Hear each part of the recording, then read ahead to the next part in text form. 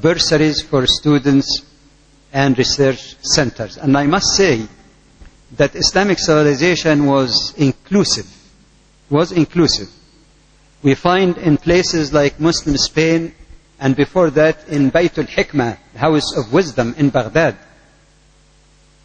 the caliphs themselves were partisans of development irrespective of religious background.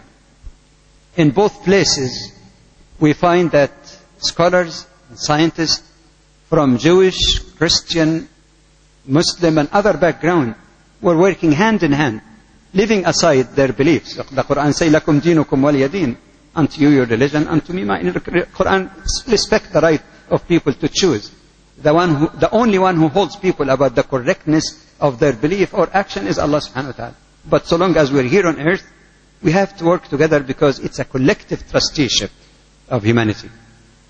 The same thing was in Spain. In fact, you find some Jewish writers like James Michener say that the golden age of Judaism was under Muslims in Spain.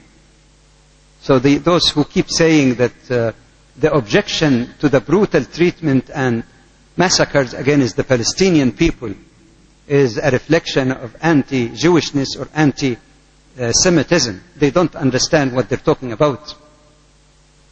Islam is not anti any religion. It's anti-deviation from religion and use of religion to achieve unholy purposes.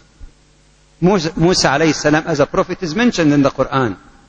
The Torah given to him is described in the Quran. Fiha hudan wa nur, in its original revelation, containing light and guidance. So it's a false notion to say that a Muslim by definition is anti-Jewish. We're not anti-Judaism as a religion. It's a religion to be respected and people follow it.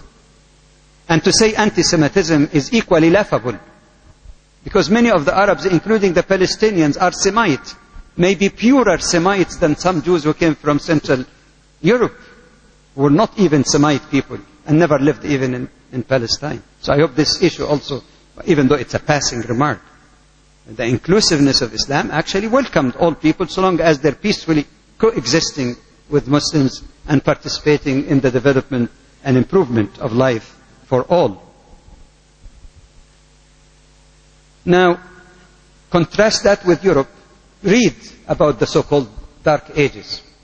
That some writers they say while Muslims in the Muslim world highly developed medication for various diseases, variety of therapies and treatment, in Europe at the same time, people who got sick used to go to soothsayers, to magicians and other people just to try to find cure through this very primitive type of method. But I'd like to say something here very frankly. I don't mean to put down anyone, but I need to put the facts right. One of the most shameful things in the title used to describe history is to call the medieval period Dark Ages. To use that expression without qualification implies that whatever was dark for Europe was dark for the whole world, whatever is enlightened for Europe is enlightenment for the whole world. Nothing further from truth. During this so-called Dark Ages, it was not dark at all in Spain, it was not dark at all in various regions of the Muslim world, whether it's India, Middle East or elsewhere. They were full of light. So there is some kind of ethnocentrism that, if it was dark, maybe it's dark. We don't qualify it. It should be called European Dark Ages. And Europe is not the whole world for that matter. One more thing before we move to the specifics. It was noted not only by Muslim authors, by other fair Western historians, that a lot of Muslim inventions have been attributed sometimes several centuries, up to 5 centuries even in some cases, to other people from Europe, without giving credit to the sources, Muslim sources, that they used to claim those inventions. What do we call that today? Bluntly, plagiarism. You copy the work of someone else. You don't give any acknowledgement even to them as if it is your own invention. Like I said, this is not a partisan Muslim statement.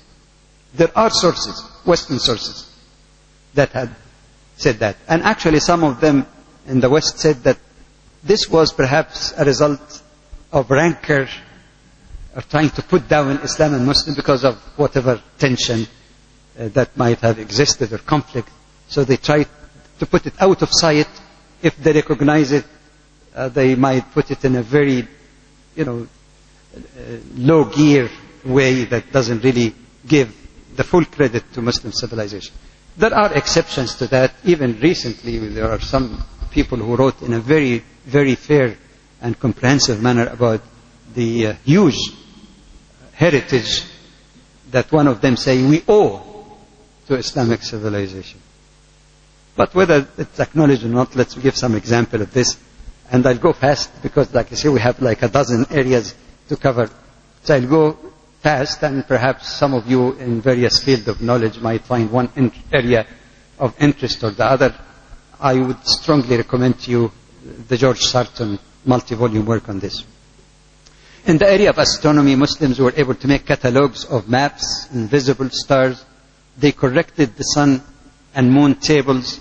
They were the first one to use the pendulum that somebody is claiming. I think they attributed to Roger Bacon or someone after him.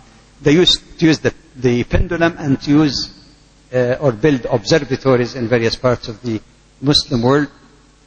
They were the first to invent the sun dial, and we're talking here the 11th century.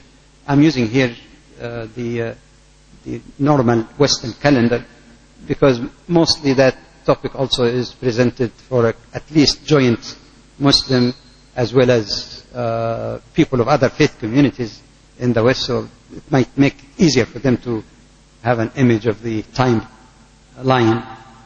We talk about the 11th century in the Common Era. They were able to predict the sunspots, eclipses, the appearance of comets, and you find some names that are really well known, and even historians of science in the West mention these as huge contributors, like icons in the science of astronomy. In chemistry, it was Muslim chemists who discovered the nitric acid, described various chemical processes such as distillation, sublimation, filtration, coagulation, and crystallization. And we're talking here what? The 8th century in the Common Era. They were able to describe the properties of sulfuric acid, again the 8th century, Abu Musa al-Kufi, distillation of water, plasters and ointment, tampering of steel were all areas that they excelled in. And in fact, until today, a lot of terms in chemistry come from an Arabic origin. Not that all Muslims or all scientists were Arabs, that's a mistake. But Arabic became the language of science all over, whether for Muslims or Muslim Arabs or Muslim from other areas. It became the language of civilization and learning. For example, we're all familiar, camphor from kafur, alcohol, elixir, alkali, syrup, you go on and on. Numerous terminology bear testimony to their introduction. In the area of mathematics, it's very interesting that the Arabic numerals were known to the Indians, but it was the Muslim mathematicians who popularized the Arabic numerals, which actually substituted the more cumbersome Roman way of numerals. Algebra, that is attributed to non-Muslims. Actually, they forgot that the very term algebra comes from an Arabic origin.